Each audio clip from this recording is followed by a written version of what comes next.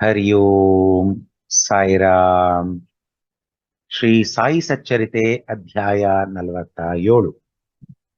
47ನೇ ಅಧ್ಯಾಯದಲ್ಲಿ ಬರುವ ವಿಚಾರಗಳು ವೀರಭದ್ರಪ್ಪ ಮತ್ತು ಚೆನ್ನಬಸಪ್ಪ, ಕಪ್ಪೆ ಮತ್ತು ಸರ್ಪ. ಬಾಬಾ ಅವರ ವದನಾರವಿಂದವು ಮಂಗಳಕರವಾದದ್ದು. ನಾವು ಅವರನ್ನು ಒಮ್ಮೆ ದೃಷ್ಟಿಸಿ ನೋಡಿದರೆ ಸಾಕು. ಅವರು ನಮ್ಮ ಪೂರ್ವ ಜನ್ಮದ ಅನೇಕ ದುಃಖಗಳನ್ನು ನಿರ್ಮೂಲ ಮಾಡಿ ನಮ್ಮನ್ನು ಆಶೀರ್ವದಿಸುತ್ತಾರೆ. ನಮ್ಮ ಮೇಲೆ ಅವರ ಕೃಪಾ ದೃಷ್ಟಿಯು ಬಿದ್ದರೆ ನಮ್ಮ ಕರ್ಮ ಬಂಧವು ಬಿಡುಗಡೆಯಾಗಿ ನಮಗೆ ಅತಿಶಯವಾದ ಆನಂದವು ದೊರಕುತ್ತದೆ. ಪರಮ ಪಾವನೆಯಾದ ಗಂಗೆಯು ತನ್ನಲ್ಲಿ ಮಿಂದವರೆಲ್ಲರ ಪಾಪಗಳೆಲ್ಲವನ್ನು ಕಳೆಯುವಂತೆ ಮಾಡುತ್ತಾಳೆ ಅಲ್ಲವೇ?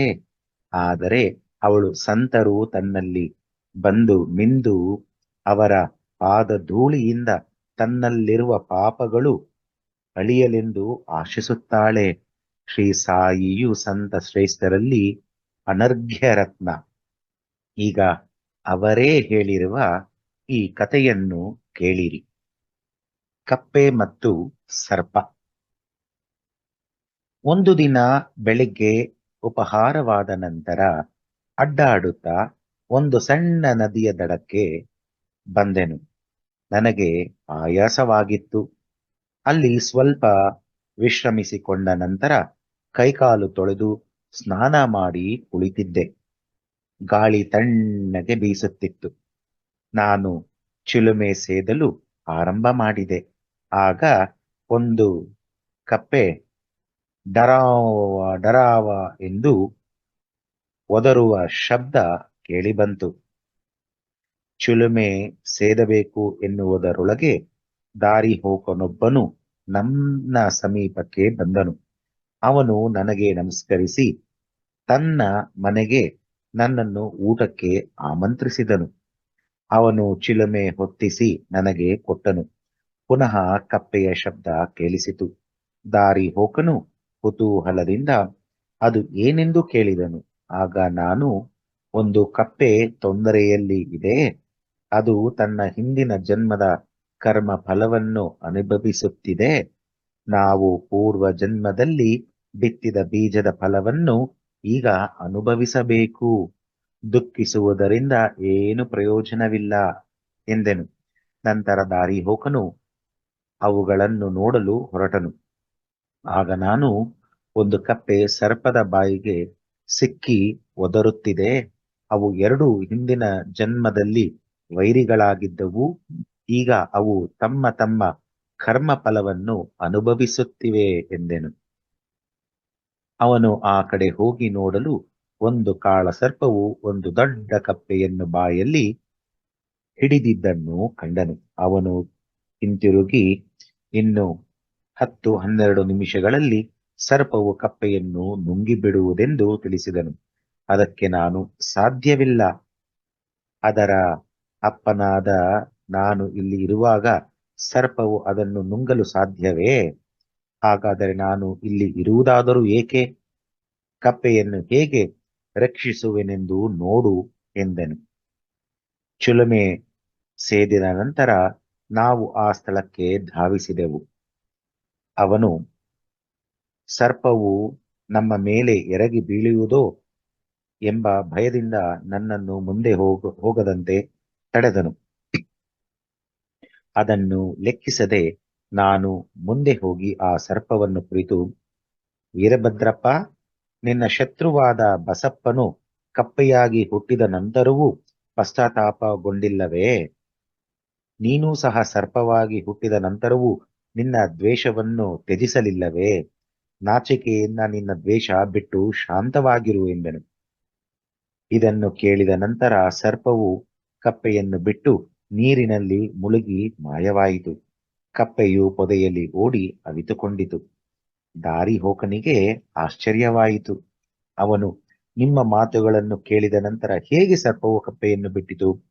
ವೀರಭದ್ರಪ್ಪ ಯಾರು? ಬಸಪ್ಪ ಯಾರು? ಅವರಿಬ್ಬರ ದ್ವೇಷಕ್ಕೆ ಕಾರಣವೇನು ಎಂದು ಕೇಳಿದನು. ಆಗ ನಾನು ಪುನಃ ಮರದ ನೆರಳಿಗೆ ಬಂದು ಅವನಿಗೆ ಚಿಲುಮೆಯನ್ನು ಕೊಟ್ಟು ಆ ರಹಸ್ಯವನ್ನು ಹೇಳಿದೆನು. ನನ್ನ ಊರಿನಿಂದ 4-5 ಮೈಲಿಗಳ ದೂರದಲ್ಲಿ ಒಂದು ಮಹಾದೇವನ ದೇವಸ್ಥಾನ ಇತ್ತು. ದೇವಸ್ಥಾನವು ಬಹಳ ಹಳೆಯದಾಗಿ ಜೀರ್ಣಾವಸ್ಥೆಯಲ್ಲಿ ಇತ್ತು. ಅಲ್ಲಿಯ ನಿವಾಸಿಗಳು ಆ ದೇವಾಲಯದ ಜೀರ್ಣೋದ್ಧಾರಕ್ಕಾಗಿ ಹಣ ಶೇಖರಿಸಿ ಅದರ ದುರಸ್ತಿ ಕಾರ್ಯವನ್ನು ಆರಂಭಿಸಿದರು. ಸ್ಥಳೀಯ ಶ್ರೀಮಂತನೊಬ್ಬನು ಕೋಶಾಧಿಕಾರಿಯಾಗಿ ನೇಮಕಗೊಂಡ. ಸಂಪೂರ್ಣ ಮೇಲ್ವಿಚಾರಣೆಯನ್ನು ಅವನಿಗೇ ವಹಿಸಲಾಯಿತು. ಅವನು ಲೆಕ್ಕಪತ್ರಗಳನ್ನು ಸರಿಯಾಗಿ ಇಡಬೇಕಿತ್ತು. ಆದರೆ ಅವನು ಬಹಳ ಕೃಪಣ. ದೇವಸ್ಥಾನದ ದುರಸ್ತಿಗಾಗಿ ಸ್ವಲ್ಪ ಹಣ ವೆಚ್ಚ ಮಾಡಿದನು. ಕೆಲಸ ಮಾತ್ರ ಮುಂದುವರಿಸಲಿಲ್ಲ. ಹೀಗೆ ಎಲ್ಲಾ ಹಣವನ್ನು ವೆಚ್ಚ ಮಾಡಿದನೆಂದು ಹೇಳಿ ಸಾಕಷ್ಟು ಹಣವನ್ನು ಕಬಳಿಸಿದನು. ಮಾತಿನಲ್ಲಿ ಬಹಳ ಒರಟಾಗಿ ಕೆಲಸವು ನಡೆಯದಿದ್ದುದಕ್ಕೆ ಏನಾದರೂ ಕಾರಣ ಹೇಳಿ ಕಾಲವನ್ನು ಕಳೆಯುತ್ತಿದ್ದನು. ಜನರು ಅವನ ಹತ್ರ ಹೋಗಿ ಅವನ ಸಹಾಯವಿಲ್ಲದೆ ದುರಸ್ತಿ ಕೆಲಸ ಶೀಘ್ರವಾಗಿ ಮುಗಿಯುವುದಿಲ್ಲ ಎಂದು ಹೇಳಿದರು. ಅವರು ಮತ್ತೊಂದು ಯೋಜನೆಯನ್ನು ತಯಾರಿಸಿ ಹಣವನ್ನು ಅವನಿಗೆ ಕೊಡಿಸಿ ಕಳುಹಿಸಿದರು. ಅವನು ಅದನ್ನೂ ಸಹ ತಿಂದು ಹಾಕಿದುದರಿಂದ ದೇವಾಲಯ ಸರಿಪಡಿಸುವ ಕೆಲಸ ನಡೆಯಲೇ ಇಲ್ಲ. ಇದಾದ ಕೆಲವು ದಿನಗಳ ನಂತರ ಮಹಾದೇವನು ಅವನ ಪತ್ನಿಯ ಕನಸಿನಲ್ಲಿ ಕಾಣಿಸಿಕೊಂಡು, ನೀನು ಹೋಗಿ ದೇವಾಲಯದ ಗೋಪುರದ ಕೆಲಸಕ್ಕೆ ಕೈ ಹಾಕು. ನೀನು ಖರ್ಚು ಮಾಡಿದುದಕ್ಕೆ 100 ಮಡಿಯಾಗಿ ನಾನು ಕೊಡುವೆನು ಎಂದು ಹೇಳಿದನು. ಅವಳು ತನ್ನ ಕನಸನ್ನು ಪತಿಗೆ ಹೇಳಿದಳು. ಅವನು ಇದನ್ನು ಕೈಗೊಂಡರೆ ತನ್ನ ಕೈಯಿಂದ ಬಹಳ ಹಣ ವೆಚ್ಚವಾಗುವುದು ಎಂದು ಭಾವಿಸಿ ಅದು ಬರೀ ಕನಸು ಮಾತ್ರ ಎಂದು ಉದಾಸೀನ ಭಾವದಿಂದ ನಕ್ಕು, ಇದನ್ನು ನಂಬಲಾಗದು. ಹಾಗಿದ್ದರೆ ಮಹಾದೇವ ನನಗೆ ಯಾಕೆ ಕಾಣಿಸಿಕೊಳ್ಳಬಾರದಾಗಿತ್ತು? ನಾನೇನು ನಿನ್ನಿಂದ ದೂರದಲ್ಲಿ ಇದ್ದೇನೆ? ಪತಿ ಪತ್ನಿಯರಲ್ಲಿ ವೈಮನಸ್ಸು ತರಲು ಉದ್ದೇಶಿಸಿದ ಕೆಟ್ಟ ಸ್ವಪ್ನ ಅದು ಎಂದು ಸುಮ್ಮನಾದನು. ಅವಳು ಸಹ ಸುಮ್ಮನಿರಬೇಕಾಯಿತು. ದಾನಿಗಳಿಂದ ದೇವರು ಅವರ ಅಪೇಕ್ಷೆಗೆ ವಿರುದ್ಧವಾದುದನ್ನು ಅಪೇಕ್ಷಿಸುವುದಿಲ್ಲ. ದಾನವು ಕೇವಲ ತೃಣ ಮಾತ್ರವಾದರೂ ಅದನ್ನು ಮನಪೂರ್ವಕವಾಗಿ ಅರ್ಪಿಸಿದರೆ ದೇವರಿಗೆ ಪ್ರೀತಿ. ಕೆಲವು ದಿನಗಳ ನಂತರ ದೇವರು ಅವಳ ಸ್ವಪ್ನದಲ್ಲಿ ಮತ್ತೆ ಕಾಣಿಸಿಕೊಂಡು, ನಿನ್ನ ಪತಿಯನ್ನು ಕುರಿತು ಚಿಂತಿಸಬೇಡ. ಅವನ ಹಣ ಅಗತ್ಯವಿಲ್ಲ.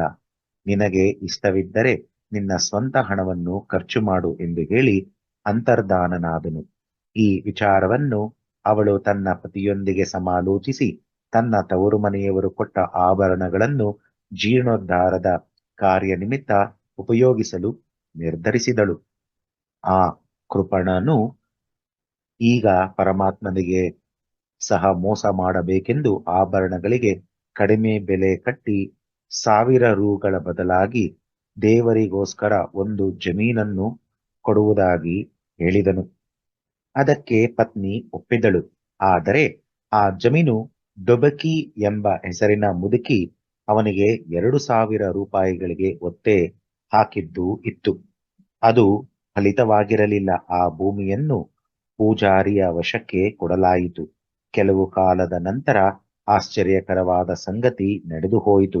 ಒಂದು ದಿನ ಭಯಂಕರ ಮಳೆ ಬಿರುಗಾಳಿ ಬಂದು ಕೃಪಣನ ಮನೆಗೆ ಸಿಡಿಲು ಬಡಿದು ಅವನು, ಅವನ ಪತ್ನಿ ಮತ್ತು ಡೊಬಕಿ ಮೂವರು ಮೃತರಾದರು. ಆ ಕೃಪಣನು ಮರುಜನ್ಮದಲ್ಲಿ ಮಥುರೆಯ ಬ್ರಾಹ್ಮಣ ವಂಶದಲ್ಲಿ ವೀರಭದ್ರಪ್ಪನಾಗಿ ಹುಟ್ಟಿದನು. ಅವನ ಹೆಂಡತಿಯು ದೇವಾಲಯದ ಪೂಜಾರಿಯ ಮಗಳಾಗಿಯೂ ಡುಬಕಿಯು ಚೆನ್ನ ಬಸಪ್ಪನಾಗಿಯೂ ಜನ್ಮ ತಾಳಿದರು. ಆ ದೇವಾಲಯದ ಅರ್ಚಕನು ನನ್ನ ಮಿತ್ರನಾಗಿದ್ದನು. ಅವನು ಆಗಾಗ್ಗೆ ನನ್ನ ಸಲಹೆ ಪಡೆಯುತ್ತಿದ್ದನು.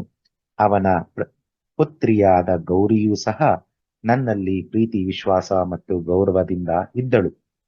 ಹುಡುಗಿಯು ಪ್ರಾಪ್ತ ವಯಸ್ಕಳಾದಳು. ಅರ್ಚಕನಿಗೆ ಅವಳ ಮದುವೆಯ ಚಿಂತೆ ಪ್ರಾರಂಭವಾಯಿತು. ವರನನ್ನು ಹುಡುಕತೊಡಗಿದನು. ಗೌರಿಯನ್ನು ವೀರಭದ್ರಪ್ಪನಿಗೆ ಕೊಟ್ಟು ವಿವಾಹ ಮಾಡಲಾಯಿತು. ವೀರಭದ್ರಪ್ಪನು ಮೊದಮೊದಲು ನನ್ನಲ್ಲಿ ವಿಶ್ವಾಸ ಇಟ್ಟಿದ್ದನು. ಆದರೆ ಆ ಜನ್ಮದಲ್ಲಿಯೂ ಅವನಿಗೆ ಧನ ಲೋಭ ಬಹಳ ಇದ್ದಿತು. ಕಾಲ ಉರುಳಿತು. ಗೌರಿಯ ಅದೃಷ್ಟದಿಂದ ಭೂಮಿಗೆ ಅತಿ ಹೆಚ್ಚು ಬೆಲೆ ಬಂದಿತು. ಆ ಶುಷ್ಕ ಜಮೀನಿಗೆ 1,00,000 ರೂಪಾಯಿ ದೊರೆತವು. ಅವಳ ಆಭರಣದ ಬೆಲೆಯ 100ರಷ್ಟು. ಅರ್ಧ ಹಣವು ನಗದಾಗಿ ಬಂದಿತು. ಉಳಿದ ಅರ್ಧ ಹಣವನ್ನು 25 ಕಂತುಗಳಲ್ಲಿ ಕೊಡುವಂತೆ ತೀರ್ಮಾನವಾಯಿತು. ಆ ಹಣದ ವಿಷಯದಲ್ಲಿ ಕಲಹ ಹುಟ್ಟಿತು. ನನ್ನ ಹತ್ತಿರ ಪಂಚಾಯಿತಿಗೆ ಬಂದರು. ಆಗ ನಾನು, ಆ ಜಮೀನು ದೇವರಿಗೆ ಸೇರಿದ್ದು, ಅದರ ಹಕ್ಕು ಪೂಜಾರಿಯದೆಂದು, ಅದರ ಮಾಲೀಕರು ಗೌರಿ ಎಂದು, ಅವಳ ಅನುಮತಿ ಇಲ್ಲದೆ 1 ಕಾಸು ಕೂಡ ಮುಟ್ಟಲು ಅವಳ ಗಂಡನಿಗೆ ಅಧಿಕಾರವಿಲ್ಲವೆಂದು ತೀರ್ಮಾನ ಕೊಟ್ಟೆನು. ಇದನ್ನು ಕೇಳಿದ ವೀರಭದ್ರಪ್ಪ ನನ್ನ ಮೇಲೆ ಕೋಪಗೊಂಡು ಗೌರಿಯ ಹಕ್ಕನ್ನು ಅಲ್ಲಗಳೆದು ನಾನು ಹಣ ಪಡೆಯಲು ಇಚ್ಛಿಸಿರುವೆನೆಂದು ಆರೋಪಿಸಿದನು. ಅವನ ನುಡಿಗಳನ್ನು ಕೇಳಿ ದೇವರೇ ಎಂದು ಸ್ತಬ್ಧನಾದೆನು. ವೀರಭದ್ರಪ್ಪನು ಹೆಂಡತಿಯನ್ನು ತೆಗಳಿದನು. ಗೌರಿಯು ಮಧ್ಯಾಹ್ನ ನನ್ನ ಹತ್ತಿರ ಬಂದು, ನನ್ನ ಗಂಡನ ನುಡಿಗಳಿಂದ ನಿಮಗೆ ನೋವಾಗಿರಬಹುದು, ಆದರೆ ನೀವು ನನ್ನ ಕೈ ಬಿಡಬೇಡಿ ಎಂದು ಅಂಗಲಾಚಿ ಬೇಡಿಕೊಂಡಳು. ಹೀಗೆ ಅವಳು ನನ್ನಲ್ಲಿ ಶರಣಾಗತಳಾದುದರಿಂದ ನಾನು 7 ಸಮುದ್ರಗಳನ್ನಾದರೂ ದಾಟಿ ಅವಳನ್ನು ರಕ್ಷಿಸುವೆನೆಂದು ಅಭಯ ಕೊಟ್ಟೆನು. ಅದೇ ದಿನ ರಾತ್ರಿ ದೇವರು ಗೌರಿಯ ಸ್ವಪ್ನದಲ್ಲಿ ಕಾಣಿಸಿಕೊಂಡು, ಧನವೆಲ್ಲವೂ ನಿನಗೆ ಸೇರಿದ್ದು, ಅದನ್ನು ಯಾರಿಗೂ ಕೊಡಬೇಡ. ಚೆನ್ನಬಸಪ್ಪನನ್ನು ಸಂಧಿಸಿ ಅವನೊಡನೆ ಆಲೋಚಿಸಿ ಸ್ವಲ್ಪ ಹಣವನ್ನು ದೇವಾಲಯಕ್ಕೆ ವಿನಿಯೋಗಿಸಿ, ನಿನ್ನ ಸ್ವಂತ ಖರ್ಚಿಗೆ ಬೇಕಾದರೆ ಮಸೀದಿಯಲ್ಲಿರುವ ಬಾಬಾ ಅವರ ಸಲಹೆ ಪಡೆ ಎಂದು ಹೇಳಿ ಮಾಯವಾದನು. ಗೌರಿಯು ಇದನ್ನು ನನಗೆ ತಿಳಿಸಿದಳು. ನಾನು ಸರಿಯಾದ ಮಾರ್ಗದರ್ಶನ ನೀಡಿದೆ. ಅಸಲನ್ನು ನೀನೇ ಇಟ್ಟುಕೊಂಡು ಬಡ್ಡಿಯ ಅರ್ಧ ಭಾಗವನ್ನು ಚೆನ್ನಬಸಪ್ಪನಿಗೆ ಕೊಡು ಎಂದು ಹೇಳಿ ವೀರಭದ್ರಪ್ಪನಿಗೆ ಇದರಲ್ಲಿ ಲೇಷ ಮಾತ್ರವೂ ಹಕ್ಕಿಲ್ಲ ಎಂದೆನು. ಹೀಗೆ ಹೇಳುತ್ತಿರುವಾಗ ಚೆನ್ನಬಸಪ್ಪ ಮತ್ತು ವೀರಭದ್ರಪ್ಪ ಇಬ್ಬರೂ ಕಲಹ ಮಾಡುತ್ತಾ ನನ್ನ ಬಳಿಗೆ ಬಂದರು. ನಾನು ಅವರನ್ನು ಸಮಾಧಾನ ಮಾಡಲು ಯತ್ನಿಸಿ ಗೌರಿಯು ಕಂಡ ಸ್ವಪ್ನವನ್ನು ಅವರಿಗೆ ತಿಳಿಸಿದೆನು. ವೀರಭದ್ರಪ್ಪನು ಅತಿ ಕೋಪದಿಂದ ಚೆನ್ನಬಸಪ್ಪನನ್ನು ಕೊಲೆ ಮಾಡುವುದಾಗಿ ಹೆದರಿಸಿದನು. ಚೆನ್ನಬಸಪ್ಪ ಅಂಜುಬುರುಕ. ಅವನು ಬಂದು ನನ್ನ ಕಾಲುಗಳನ್ನು ಹಿಡಿದುಕೊಂಡನು. ಆಗ ನಾನು ಅವನನ್ನು ಕಾಪಾಡುತ್ತೇನೆ ಎಂದು ಭರವಸೆ ಕೊಟ್ಟೆನು. ಕೆಲವು ಕಾಲದ ನಂತರ ಚೆನ್ನಬಸಪ್ಪನು ಗತಿಸಿದನು. ಈಗ ಚೆನ್ನಬಸಪ್ಪನು ಕಪ್ಪೆಯಾಗಿಯೂ ವೀರಭದ್ರಪ್ಪನು ಸರ್ಪವಾಗಿಯೂ ಇರುತ್ತಾರೆ. ಚೆನ್ನಬಸಪ್ಪನ ಆರ್ತನಾದ ಧ್ವನಿಯನ್ನು ಕೇಳಿ ನನ್ನ ಮಾತುಗಳು ನೆನಪಾದವು. ಆದುದರಿಂದ ನಾನು ಬಂದು ಅವನನ್ನು ರಕ್ಷಿಸಿ ನನ್ನ ವಚನ ಪಾಲಿಸಿದೆನು. ಭಕ್ತರು ಅಪಾಯದಲ್ಲಿರುವಾಗ ದೇವರು ಅವರ ಕಡೆಗೆ ಹೋಗಿ ಅವರನ್ನು ಕಾಪಾಡುತ್ತಾನೆ. ನನ್ನನ್ನು ಇಲ್ಲಿಗೆ ಕಳುಹಿಸಿ ಕಪ್ಪೆಯನ್ನು ಅಂದರೆ ಚೆನ್ನಬಸಪ್ಪನನ್ನು ರಕ್ಷಿಸಿದನು. ಇದೆಲ್ಲ ಆ ಪರಮಾತ್ಮನ ಲೀಲೆ. ನೀತಿ: ಮನುಷ್ಯ ಮಾಡಿದ್ದನ್ನು ಅನುಭವಿಸಲೇಬೇಕು. ಅದರಿಂದ ತಪ್ಪಿಸಿಕೊಳ್ಳಲು ಸಾಧ್ಯವೇ ಇಲ್ಲ. ಹಣದ ಮೇಲಿನ ಆಸೆ ಅವನನ್ನು ಕೆಡಿಸುತ್ತದೆ. ಕೊನೆಗೆ ಅವನನ್ನು ನಾಶಗೊಳಿಸಿ ಇತರರನ್ನು ನಾಶ ಮಾಡುತ್ತದೆ. ಓಂ ತತ್ಸತ್. ಶ್ರೀ ಸದ್ಗುರು ಸಾಯಿ ಚರಣಾರ್ಪಣಮಸ್ತು. ಇಲ್ಲಿಗೆ ಅಧ್ಯಾಯ 47 ಸಂಪೂರ್ಣವಾಯಿತು. ಸಾಯಿರಾಮ್.